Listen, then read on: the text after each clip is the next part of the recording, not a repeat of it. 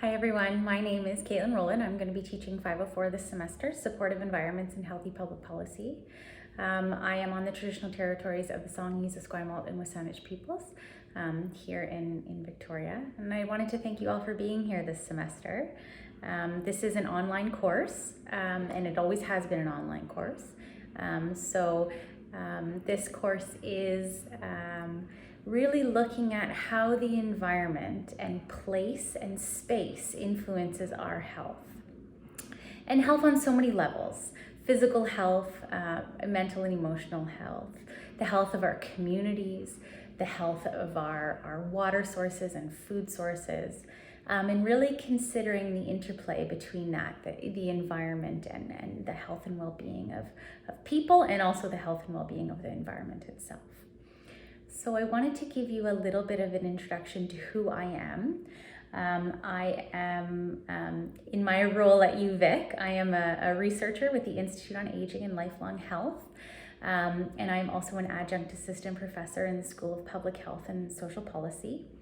In my, other out of the university life, I am a partner to a wonderful spouse, and we have two children, a 5-year-old and son named Ozzy, and I have a 1-year-old daughter named Imogen, and my partner's name is Darcy.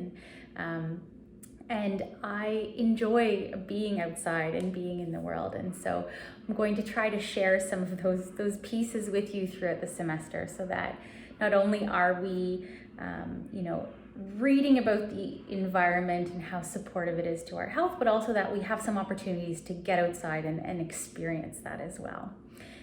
So my research interests and background in an academic world is really in aging and focusing on how people age healthfully, and how our environments kind of support that. So I've done a lot of work with people with Parkinson's and neurodegenerative disease, supporting them, and as well as supporting their care partners with respect to how do people live in the world, how do they live in their communities, how do they move throughout their space in a way that can enable health.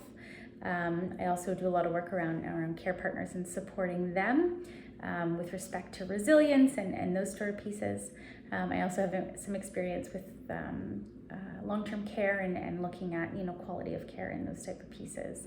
And in my current role, I'm actually been seconded to the Office of the Seniors Advocate, which is kind of like an ombudsperson for seniors in British Columbia, and it's through the Ministry of Health, and I'm there to support research and reviews in that office.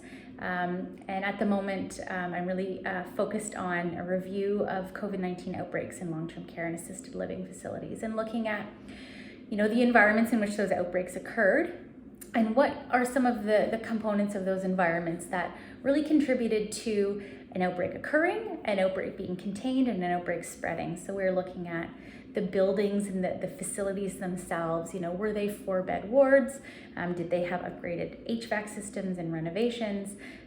What were some of those details? What was the licensing, and who owned the sites? How were they run?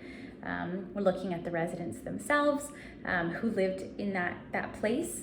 And then also looking at the environment in which the facilities were situated. What was the community like, specifically around COVID incidents, positivity rates, spread, those type of things. So really looking at, how can we look at the environment with respect to containing an outbreak. And so I'm going to follow up this video. There is another video posted on the website that's really going to walk you through a lot of the components of the course, and talk about the assignments and the discussion forum. And so that video was recorded the last time I taught this course in 2019, because I was off last year when I had my baby. But I do want to let you know that at the very end of the 8-minute video, I do say everything else is the same, but I do say that I'm able to meet in person and located on campus, and that is no longer true. But that I would be very happy to meet over. There is some banging happening outside my window. So speaking of the environment, And so I'm very happy to meet over Zoom or video conferencing.